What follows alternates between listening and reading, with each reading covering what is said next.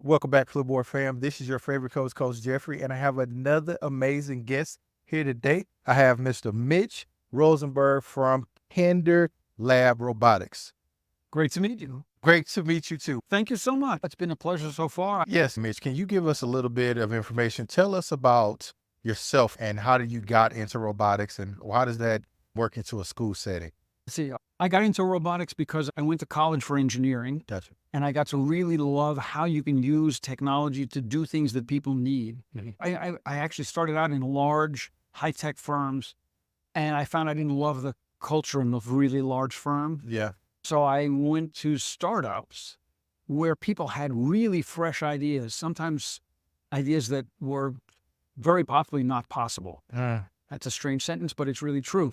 And I loved startups. One of the startups I worked at was a robotics startup that automates warehouses. Eventually, Amazon bought that company. And I was thinking, while I was there, while I was trying to hire people in my department, I found it was really difficult to hire people who reflected the diversity in America.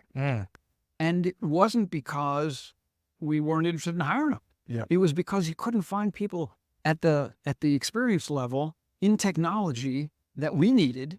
Mm-hmm. And when that company got sold and I wanted to start a new company, I thought, what can I do that would make it possible for people to get excited about STEM at an early enough age that their interest in STEM isn't socialized out by the time they're in high school? Yes.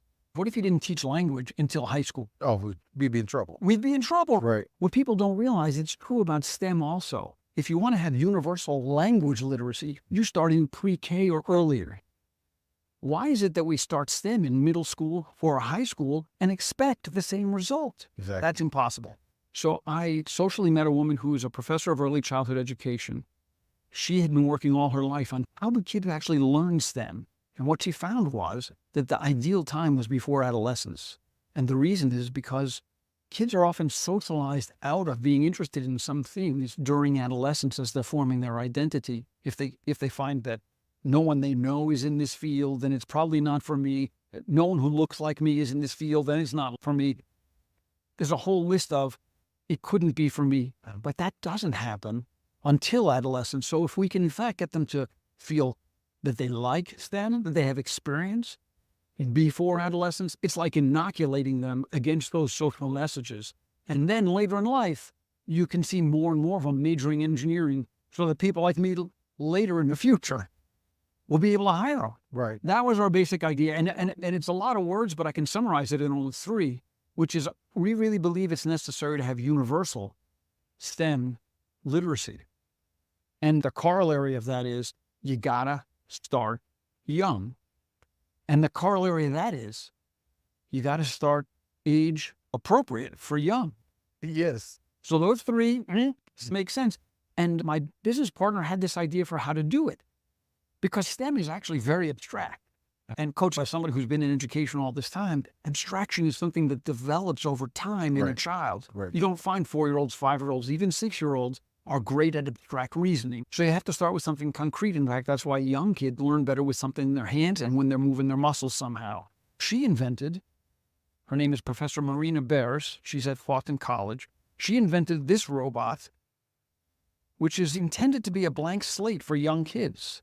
I'm taking all the parts off because we want the kids to build it themselves. Wow. It should be age appropriate for a 4-year-old, which means even an adult should be able to build it. Her big innovation was to take the abstraction of what computer code looks like and boil it down to wooden blocks with pictures on them. A 4-year-old knows green means go. So that's the first block in your program.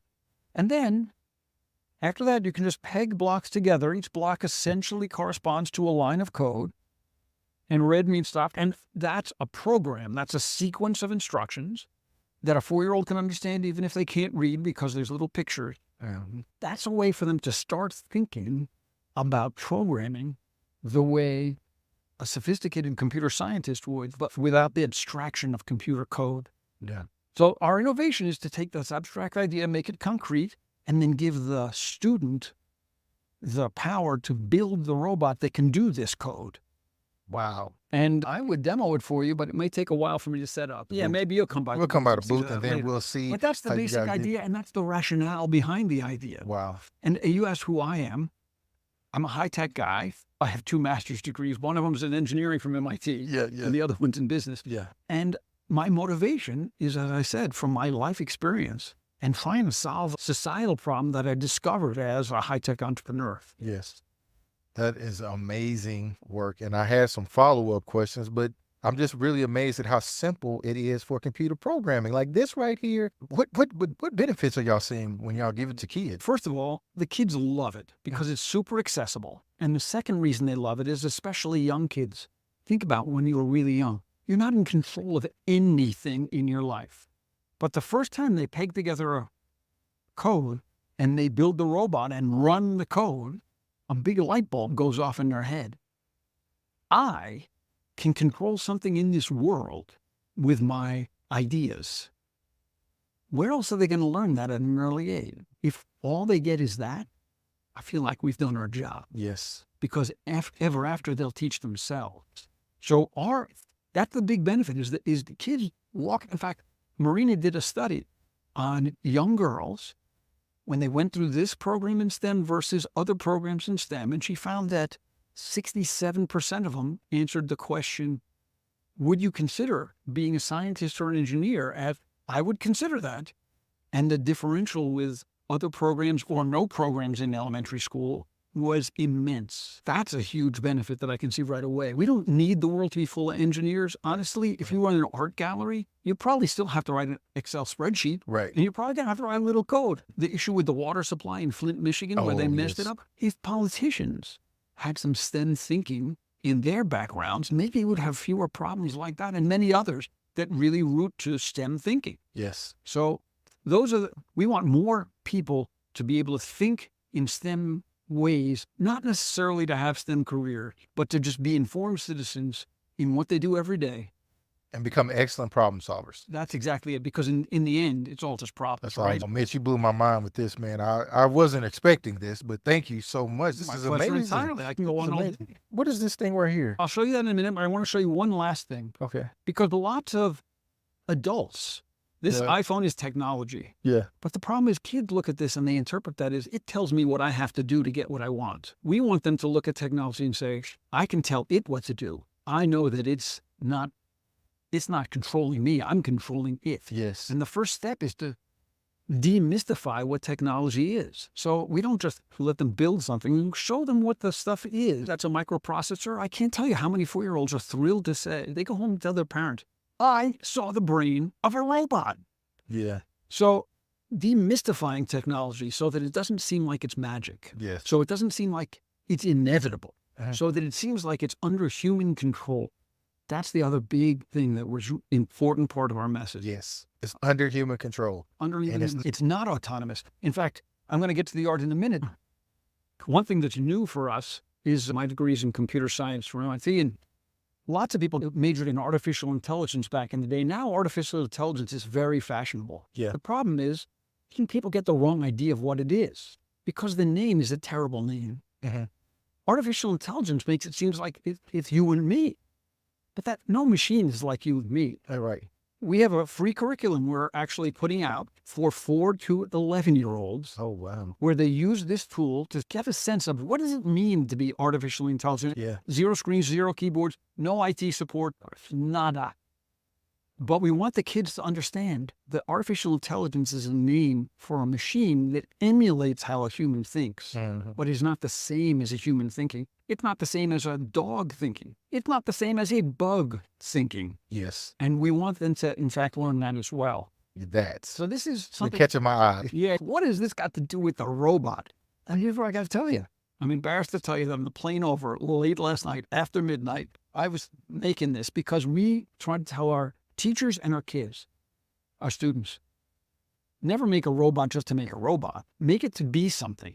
And the way to make it to be something is to decorate it with art. And we have all the hooks in the robot so that you can decorate it with art from the beginning. So you can make it act out of character, be a school bus, but make it into something. And so this is all I had in my bag. I wanted to demonstrate you could do art. You might ask, why am I bringing this to a demo? The answer is this. Every kid when they're 4 or even 6 or 8 doesn't think like a sequence of code steps or even think with their hand how to build something. Some people think in art. Some people think in narrative structures. Our goal is universal STEM literacy, which means I want even the kids who don't think in code and don't think in building to be able to have a way in. Art is a way to get kids who relate to the world first and foremost this way to be interested in this other literacy that we need them to know. It makes it more fun for them. It makes it more fun for the nerdy kids, or the more STEMmy kids as well, because they interact with each other and they see how they think differently and they each contribute something different. So it's an essential part of our curriculum. I love that. Mitch, this is excellent information. Where can our listening audience find this, purchase it, bring it to their kindergartens? Like, how can they get it? We have an online store, KinderLab Robotics, kinder as in kindergarten, lab as in laboratory, robotics as in robotics. We have lots of videos of teachers and students using this. I encourage people not to take my word for it at all, but to come to the booth and play with this stuff. What I tell the teachers is, if you haven't written a program ever in your life, in less than 4 minutes, you will write one, you will build a robot, and you will test it. Less than 4 minutes. Wow. Guaranteed. Guaranteed. That's Mitch Rosenberg. In fact, my goal is have a friend video it so you can bring it to your classroom and prove to the kids you did it. I love it. Mitch, thank you for taking the time to talk to me. Please. Thank you so much. I really appreciate Thank you. your interest in this stuff.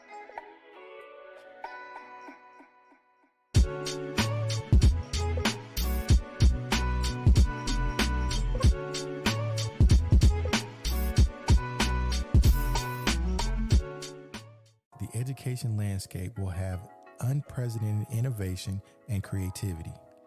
With original ideas flourishing everywhere, educators can look forward to being engaged in more meaningful ways than ever before.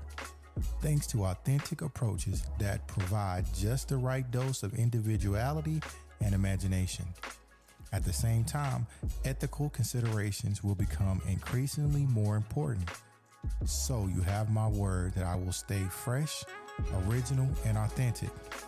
So like we always do about this time, let's collaborate, communicate, and educate with the best educators in the world right here on Flipboard EDU Podcast.